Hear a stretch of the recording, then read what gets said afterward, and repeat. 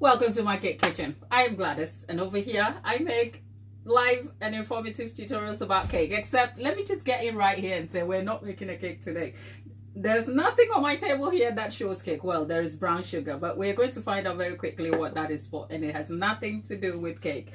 Delaney, I see you in the chat. Delaney is my moderator. It's Thanksgiving, so I hope you have some time off and you have a break, and great to have you. Welcome to the stream. I'm a little late. Normally we're here about 1 p.m. UK, 1 to 2 p.m. UK time. It's almost 3 p.m. 10 to 3. So if you're in the chat and you've met me before, hello there. Why are we here today? Well, I think about 70% of my audience is American, and my American audience have been so supportive. It's Thanksgiving weekend, and everybody's prepping up. Before now, we've been talking Thanksgiving, and I am Ghanaian, okay? If you didn't know, I am Ghanaian. I live in the UK now, but yes, we've been talking Ghanaian food and stuff like that. So I just thought, as a note to some of my supporters who enjoy Ghanaian food and who do not know about Ghanaian food, I think the subject of jollof rice has featured heavily this week. I'm not making jollof rice, by the way, so let me just tell you, we're here to season some chicken the Ghanaian way and some staples that are Thanksgiving related. I'm in the UK, so we don't do Thanksgiving. So this is more like a home cooked meal this weekend. Like if I was making Thanksgiving, this wouldn't be my ideal food to cook, but perhaps this will be a part of it. So if you're just joining me, consider this a stream of a Ghanaian baker attempting to season chicken the Ghanaian way and put in some food staples that are very common to Thanksgiving. We're talking potatoes and carrots, some veggies and stuff like that. You know, that's what we're doing. So I just thought I'll bring you along the journey so you get to see what I do in my home kitchen. And because my the community is so engaged and we talk about all things, including our culture, value system and stuff like that, I just thought, look, talking Ghanaian chicken would, if it ever featured, I can tell you where you can go find the recipe and that. So I'll be talking you through everything you need to know. So hello. Right, let's see if I can just get this to charge up properly. For those, please bear with me. I'm just trying to get my screen so that I can stay engaged with you. Okay, right, let's stay here. Abigail, hello there. Oh, you're from Nigeria. Okay, Abigail, great. I'm Gladys. I'm your Ghanaian neighbor to the other side. So I kind of feel like it's either I'm going to upset everybody or I am going to try and get this right. But before I say anything, let's just say cooking is very person-centered. Even within cultures and people, cooking is heavily person-centered. So even as a Ghanaian, the recipes and techniques and processes that I grew up with, I have adapted them generally to suit myself. More so, I live in England now. I have a multiracial family. My son's dad, my son, my friends and family who now live with me in the UK, we've all adapted in some form. So our recipes may not be as authentic as you may know it if you're watching from a different country or a familiar place, but this is just my sort of disclaimer to say this is how I do it. This is for me. This is how I like my chicken made, right? And this is what I do for me. If you like it, you can take some parts of it with you. And if it's not something you like, well, move on to the thing that catches your fancy. But that aside, let's just jump right in.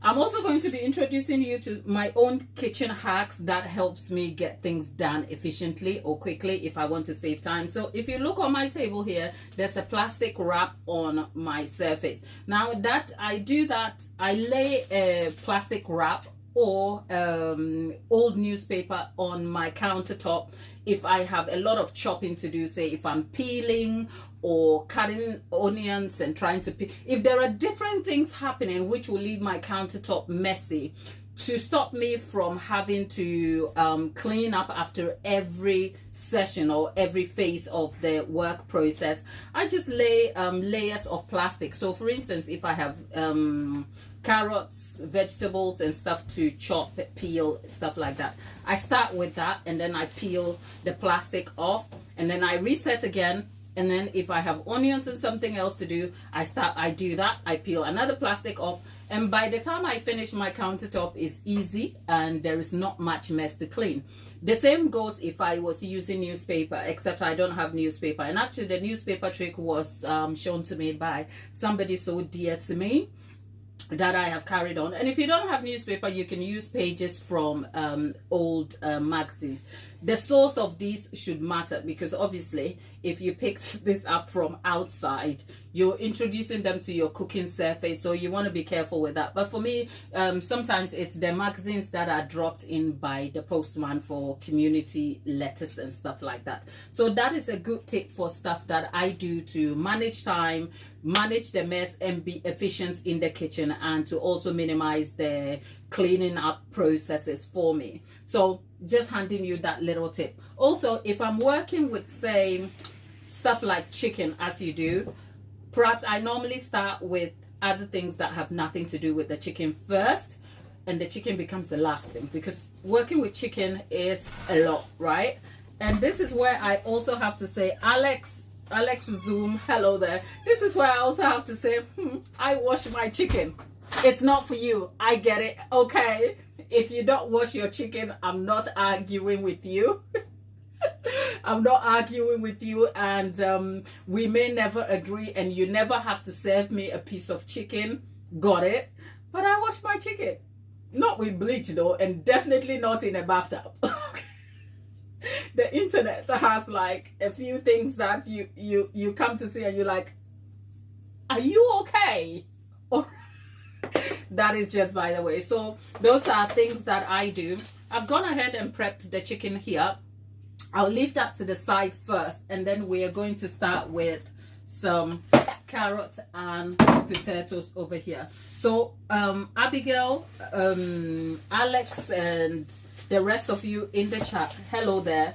I've gone ahead and washed my potatoes. I have red potatoes. You can use rooster potatoes. These are just going to be cut and then thrown over the chicken when the chicken cooks in the oven for later. So it is neither here nor there. The carrot also, I've gone ahead and washed that. So what I am going to do essentially is peel these, and I have a peeler, by the way.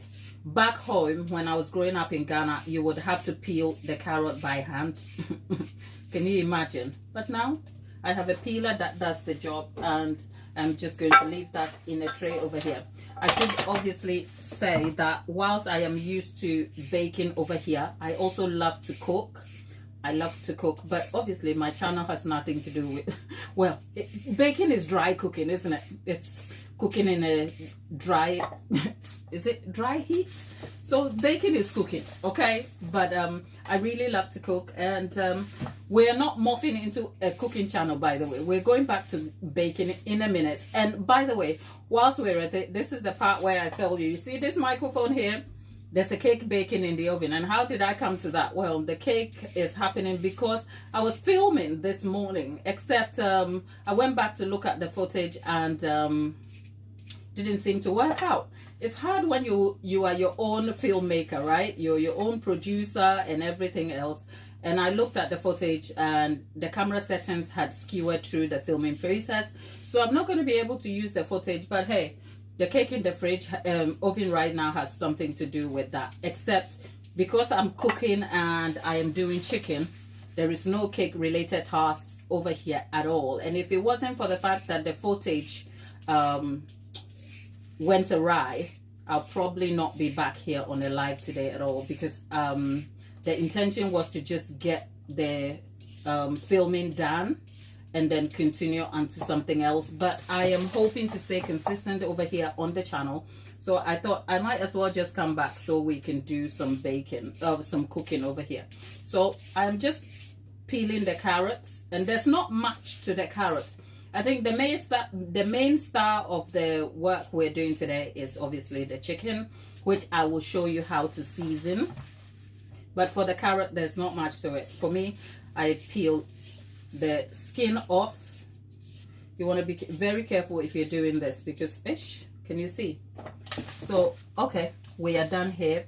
And today I am working with a lot of disposable things like tissue paper. I'm not using kitchen cloths at all.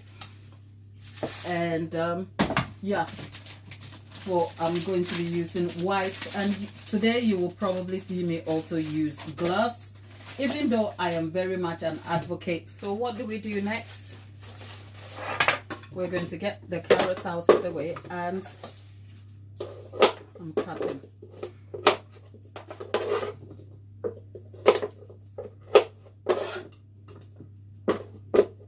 I'm just cutting the tops and the bottoms of the carrots. And if you are prepping for Thanksgiving, let's see, what are you doing over there? Those of you, my American counterparts who are doing Thanksgiving, what exactly is happening in your kitchens? There's a lot happening over here, but I'm in the UK. We do not do Thanksgiving. We're just waiting for Christmas, okay? So for my carrot, what I'm doing is I'm just cutting these into rectangular. There's really no rhyme or rhythm to this at all. It's just getting them sizable enough, and you will see what I will be doing with that. The idea is to make it easy.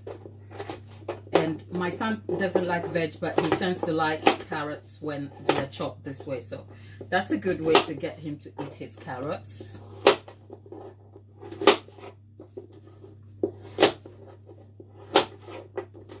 Yeah, if you chance onto this video and instead of baking we're doing that, don't you worry at all. But we'll have the cake out in a minute. You see, the cake that I baked that went awry, okay? Let's not worry. I'm not sure the cake went awry. It's the footage that went awry that we cannot use. So that aside, yeah, if you're just joining us, where are you joining us from today? Let's just see. Normally I'd be here, I think, about 2 o'clock. Today I am a little late, but hey, it's better to be here than not at all. So hey, let's see, got it over there. And what essentially I will be doing with these carrots is just boiling them halfway and then putting them over the chicken. So these are not going into the oven yet. The idea is just to introduce you to the process very quickly.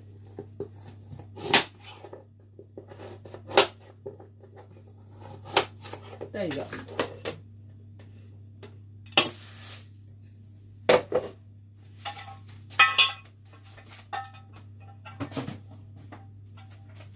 And the tray is back. And there goes in the carrots. And then I'm doing the same to the potatoes. The potatoes are not going to be peeled. But before anything, I told you I have the cake which is baking from the footage that went awry. So let's just make sure it's done.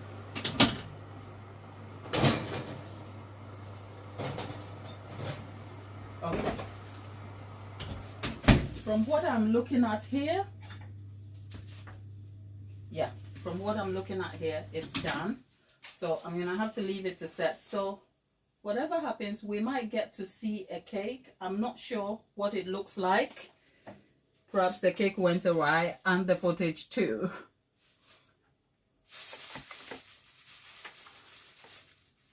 I'm just getting a screen.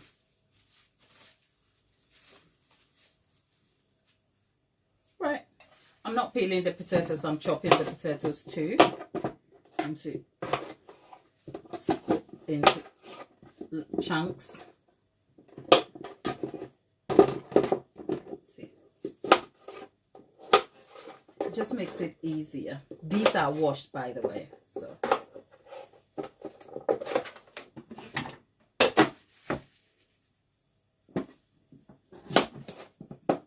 We're not going to waste time today at all. I'm just getting that done, and then we can move on to something else. And then perhaps if you check back into the community post, you will see when the chicken is done, because I'm not going to wait, because the chicken has to be prepared and marinated anyway. So this is just prepping for that.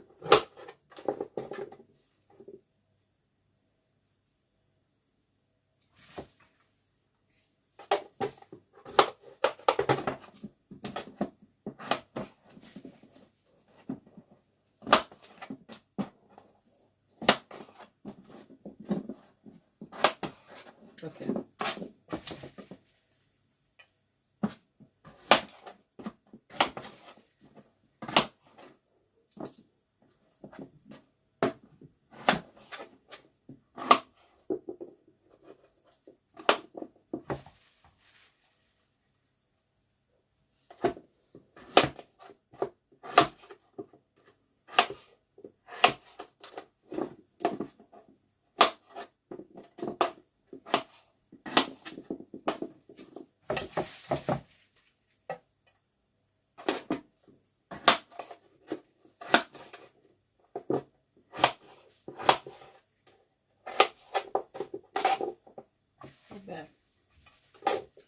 We are nearly done with the potatoes anyway. So, right, that's my secondary screen that's just falling over. So if you're talking to me, I can't see you at all.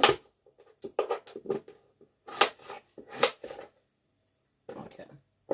So you want to make sure that the potatoes are not even at all, and that's by intention. But you also want to make sure that they are not too small, even if they are uneven, they are not too small that some will cook and some will remain hard. You just want to make sure that they are sizable enough, because we're just going to parboil this, but not right now. This is just prepping them for, and the carrots goes with that too.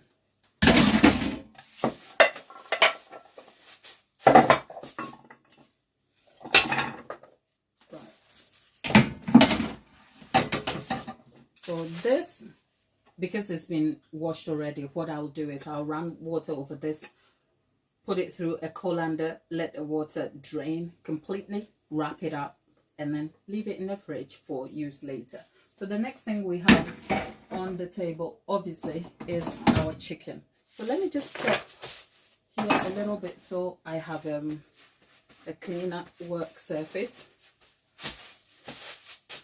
And if you're just joining me and you wonder why we have the plastic, it's just to manage mess and also make sure that we don't have everything going everywhere. So our chicken has already been prepped. Normally, I'll just talk you through my process with chicken. I add a bit of vinegar onto the chicken, leave it to sit in a bowl, and then run cold water over it, drain it out. Run another batch of cold water with the vinegar, let it set, drain it out, and then wash the chicken a little bit by removing the skin and extra feathers that have been left. And then you sieve it through a colander, let much of the water drain out, and it's ready for use. So I have already gone ahead and done that. But you also want to make sure that you pat the chicken so that any residue of liquid that is on it is off. Of course, when you're working with chicken, you want to be extra careful to limit exposure in the surface area you're working with, so that you don't have bacteria and other things going everywhere. So anything you use around the chicken, if it's possible, dispose of it. So obviously the kitchen tissue here that I have used to dab the extra fluid goes straight in the bin, and I'm going to wash. Season chicken, right? A few tips. There's no one particular seasoning for chicken, okay? You season your chicken according to how you like it or what you've learned. Obviously, I'm Ghanaian, so there are things that are pretty standard with Ghanaian chicken. Now, I'm not putting all Ghanaians in a box, but there has to be something fresh when you're seasoning chicken, in that as much as we like tin stuff or pre-made stuff, and I'm going to talk you through my seasoning over here. and you'll see what I mean. Just follow me on this one slightly, okay? So we have garlic powder, we have ground ginger, we have mixed spices, and we also have a selection of herbs. It's not the right one. Okay, so a friend of mine went to Ghana and got me some authentic Ghanaian spices. This is the ginger garlic powder that is milled and pre-made. So you will normally not get this around here, if you like, unless you go to our Ghana shops. So I am just showing you the package just in case you're interested over here. And then there is also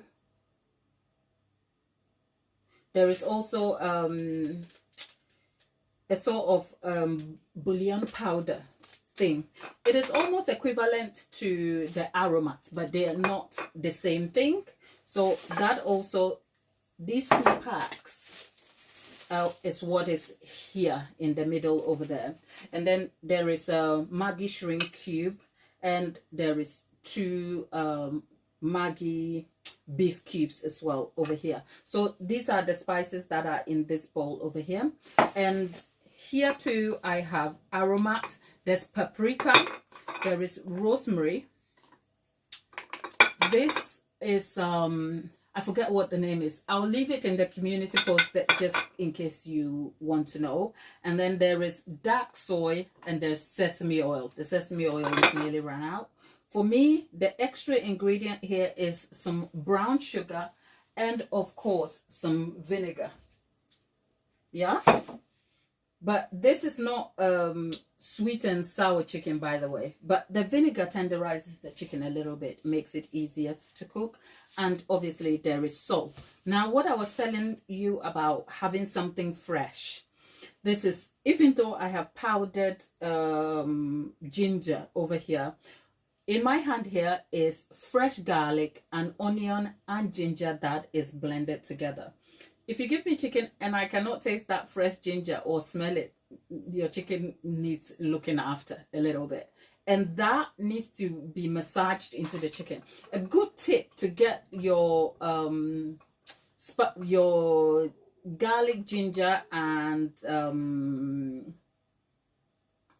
onion right, especially if you're blending a small quantity, is to add oil, a bit of oil to your blender. It will help blend it easily without having to add too much fluids in there. So to start with, I'm just going to put my some gloves on, only because I'm going to be massaging the chicken and I don't want to have to go back and forth with it. So I'm just going to put on some gloves, a few layers actually.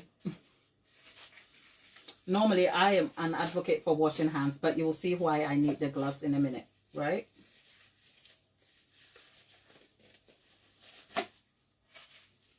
And I put on two, just in case I need to kind of take a layer off and come back to what I'm doing. So first of all, we're going to start with a generous amount of salt over the chicken.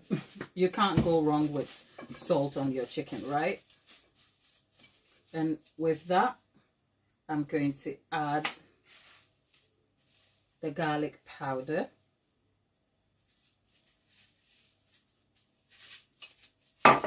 And the fresh stuff goes over that. You want to make sure you spread it evenly.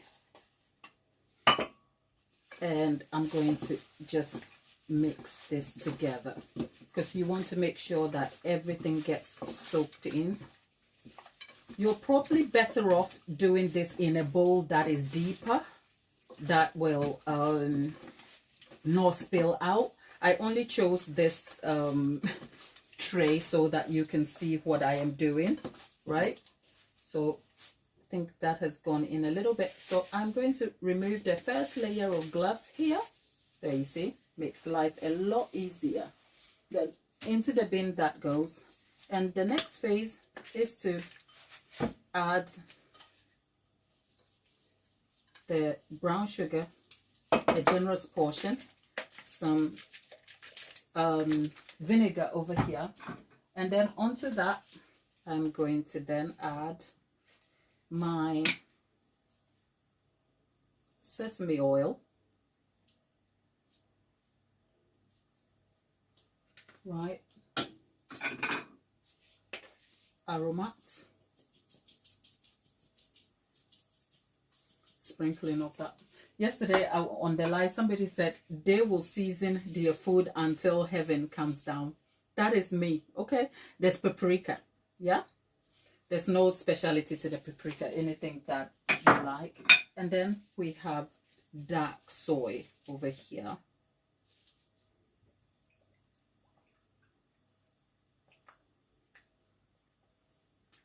Yeah.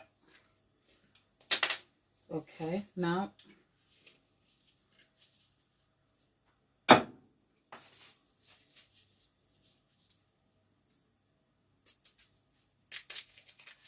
what I want to do now is add the Maggi shrimp over that, and then the beef cube. Now, if you have an opinion about me and my Maggi, perhaps you should move on too, okay? Like I said, this is what works for me. I like a lot of seasoning on my food. Right, and I'm going to take this off whilst we're at it.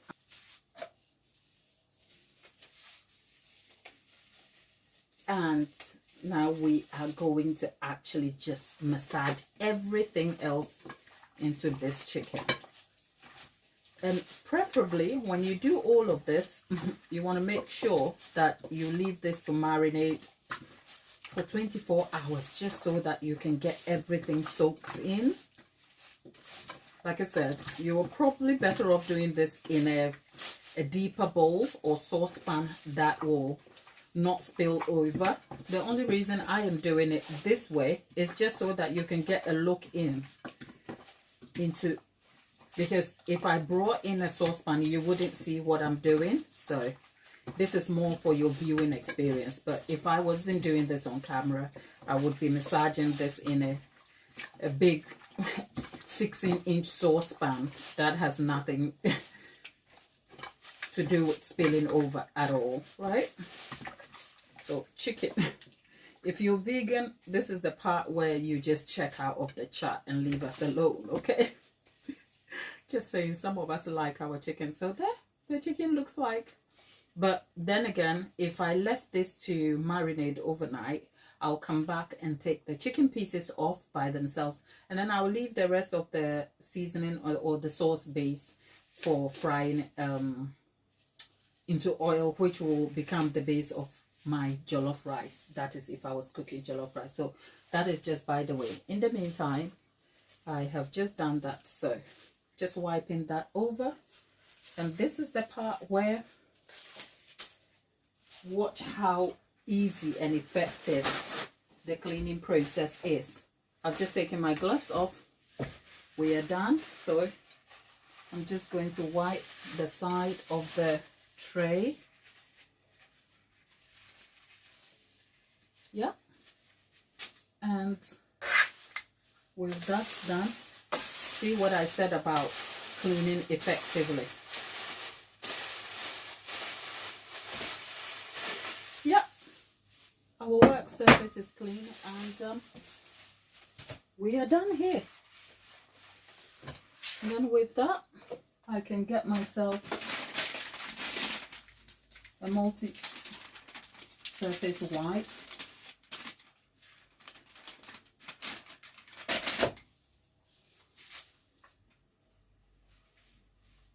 The multi-surface wipe, and there you have it. Okay.